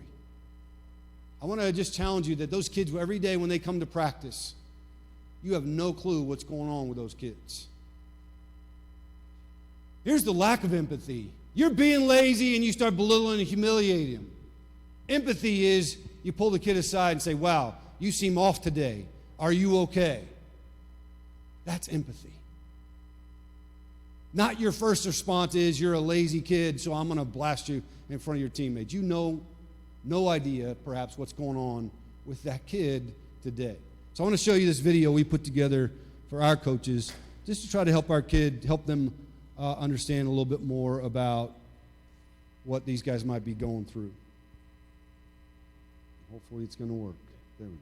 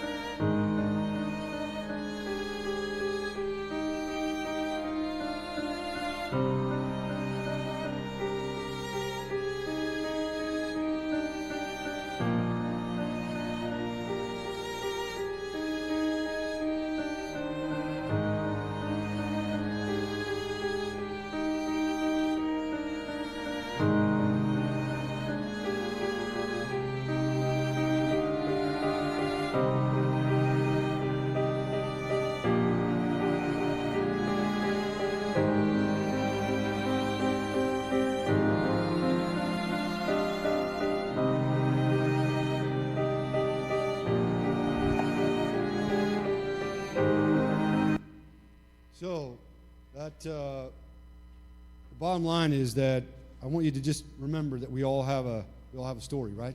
We all have things we're going through every day. Hold them accountable. Absolutely do that, but understand that sometimes we got to be a little empathetic and try to put ourselves in their shoes a little bit. All right, so some takeaways, final things. First thing I'm going to say is be yourself unless you're a jerk, all right? Be authentic, but think about that.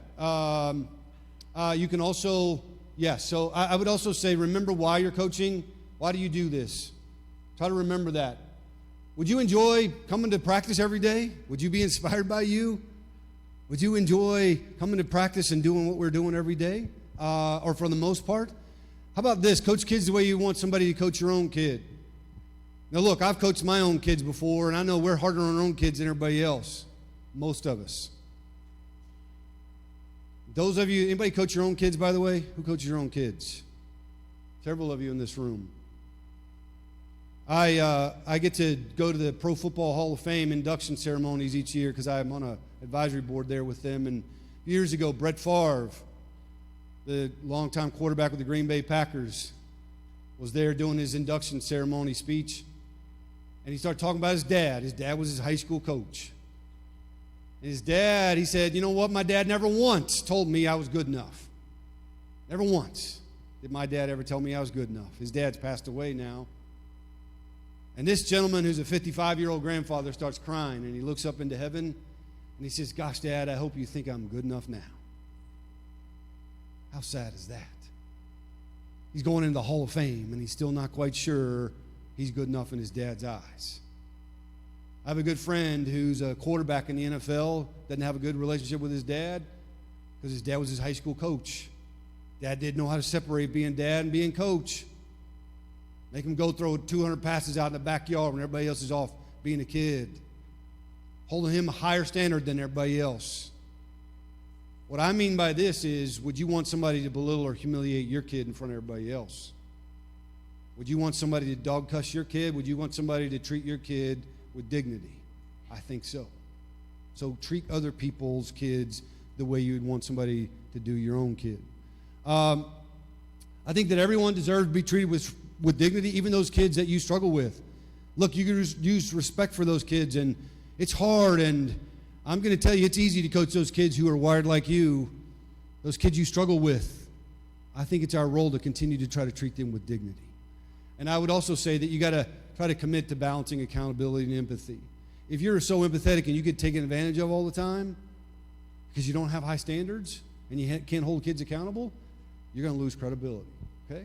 I hope I affirmed you today. I hope I challenged you a little bit. I hope I made you feel good about what you do as a coach, as a leader. There's my contact information. I always tell people, if you ever come to Durham, North Carolina, look me up. Duke's a great place. I'd be happy to show you around. I can't promise you basketball tickets, but if you come in the fall, I can promise you football tickets, all right? I would also tell you that I spend a lot of time traveling around talking to coaches and parents and kids, and if you ever want somebody to come and do that at your schools, I'm happy to talk to you about that. Always love coming back to Texas, and they've done that at several schools here in the state of Texas. I got to tell you a real quick story. Now I'm going to let you go. You know, I'm also a professor at Duke. I teach a psychology of sport and performance class, and then I teach a sport ethics class. Sport ethics, that's like an oxymoron, isn't it? We have a lot to talk about, as you can imagine. And you know, our student section, their parents pay $76,000 a year for them to live in a tent for 2 months just so they can get tickets to the Carolina basketball game. They have tent checks every night. If everybody's not there and accounted for, your tent loses their spot. Another team moves right up in there for you. They get pneumonia. I mean, it's crazy. And here's the deal. No matter who we're playing, no matter what the score is, our student section, they're standing up the whole time. And they have a chant about that other place 8 miles down the road, and I think it's to get their frustrations out because they got to live in a tent. And the chant is, go to hell, Carolina, go to hell. That's what they chant. No matter who we're playing, no matter what the score is, at some point they have that chant. Now, I took my 2 older children to a game several years ago now. My daughter was 11, had been to several games. My son was 6, his very first chance to get to go to a men's basketball game. He's got his J.J. Redick uniform on. He is pumped. We're playing University of Miami. We're up by 20, 2 minutes left in the game, and the student section starts their chant. And my 11-year-old daughter jumps right up, and she's yelling as loud as she can, right there with everybody else, "Go to hell, Carolina, go to hell." Now, when you think about how proud you are as a sport ethics professor, your daughter saying that about the other team. They say it a couple of times, and my son says, "What are they saying? What are they saying?" And my daughter tells him what they're saying, and that little 6-year-old kindergartner is jumping up, and he's yelling as loud as he can, "Go to hell, Carolina, go to hell." And he stops, and he gets that childlike look on his face, and he turns up to me, and he says, "Gosh, Dad, do we really want those guys to go to hell?"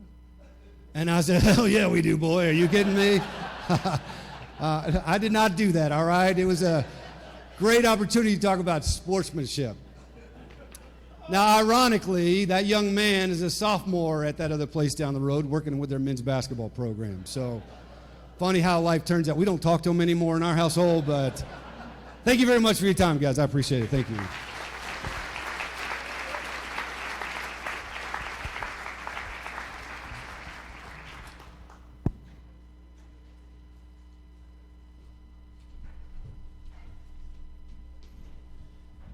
Thank you, Dr. Dell. We were thrilled and humbled with you coming out and speaking for us at our convention. Also, he's not done yet. We'll have a panel discussion after lunch, teaching values through extracurricular activities, and I am very excited about that panel. He'll be moderating. He'll have Rodney Doyle, Paul Duckworth, a couple of former TAPPS coaches talking about their program, Scott Seekules with Positive Coaching Alliance, Taylor Brown from the University of Texas. So you'll get to hear about these programs that are across the state on how to do this, and there's several vehicles that can take us to the same spot. Also, after lunch, we're going to have Dr. Scott Burkhart will have a talk on concussions, and I just throw these names out there. You don't understand. It's Dr. Scott Burkhart talking about concussions. He's one of the best in the country and has some very innovative ideas, new ideas about concussions that you can hear also. And again, when I was putting this schedule together, I didn't know what to tell people when they say, which day do I come to, which ones should I come to? I said, it's all good. I wish I could split myself up, go to everything. We're continuing with the Rank 1 classes. We're continuing with the health and safety classes. We're continuing with the program with NCSA, with college recruitment classes. He's brought in people from the NCAA to work with you, as well as those our partners there. And Dr. James Andrews will be here for the 145. So if you stay in this room throughout the day, you're going to have great speakers, but we will have them here. So kind of look at your schedule, see what's going on, and eventually we'll get finished up, and this will be a great one. Now, Robert has a couple of door prizes to give away. All right, last thing before we're dismissed, we have 3 door prizes that have been out there that you guys have signed up for, or you've seen, or they've been promised. The Dr. Dish basketball shot trainer. The winner of that is Summer Ferris from Grace Christian Academy in Houston, okay? So you can go pick that up either at their booth or in our office. The Huddle Crossover Athletic Bag, the winner of that is Adrian Hayes from the Shelton School in Dallas. And then NCSA has a Yeti cooler that they're giving away that has all the names in it, and Frank's going to pull one out right now and tell us who wins this Yeti cooler.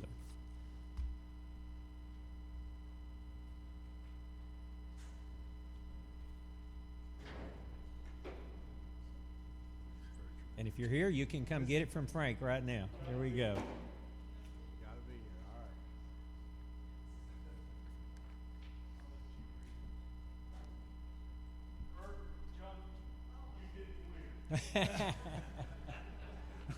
all right. Do we have Barbara Barton from St. Mary's in Longview?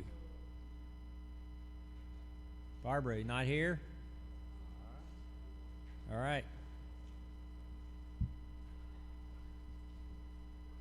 Do we have Carver Davis from Trinity Cedar Hill?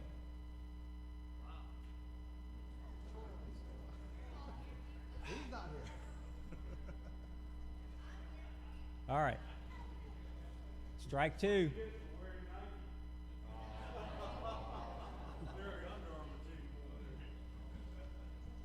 Chris Lee from Fort Bend, Sugarland.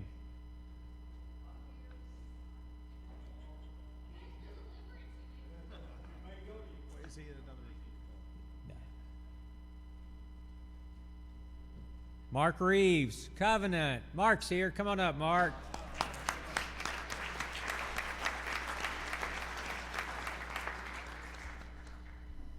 All right, thank you. Y'all have a great rest of your convention.